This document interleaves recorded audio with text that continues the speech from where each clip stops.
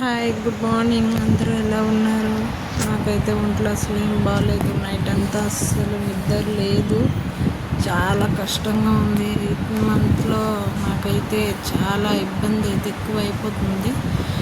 కాలు వాపులు 2 days అయింది. కాలు వాపులు చాలా ఎక్కువగా వచ్చేసాయి.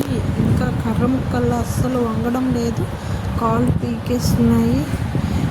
నడుము నొప్పి కొట్టేస్తుంది. అలా అనేసే మేమైతే మరి ఎక్కువ లేట్ చేయకూడదని హాస్పిటల్కి అయితే ఇక్కడెక్కడైనా చూపించుకుందామని అయితే రెడీ అయ్యాను.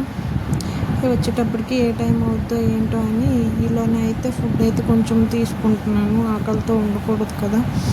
ఈరోజైతే కుకింగ్ అంతా కంప్లీట్ చేసి పాప క్యారేజ్ కట్టేసి క్యారేజ్ ఇచ్చి రెడీ అయితే మేమైతే హాస్పిటల్కి అయితే వెళ్ళాము.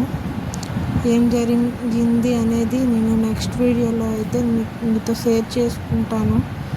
ఫస్ట్ ప్రెగ్నెన్సీలో కూడా నాకు ఇలానే డెలివరీ టైము రాకముందునే 7th month నుంచే కాలు వాపులు చాలా ఎక్కువగా ఉండే. బట్ నాకు ఇప్పటి వరకు లేవు. అందు గురించి కొంచెం టెన్షన్గా అయితే ఉంది. ఏమైందా ఏంటా, బేబీస్ ఎలా ఉన్నాయో ఏంటో అని. ఎందుకైనా మంచిదని ఇక్కడ లోకల్లో ఎక్కడైనా చెకప్ చేసుకుందామని వెళ్తున్నాను. Subscribe my channel.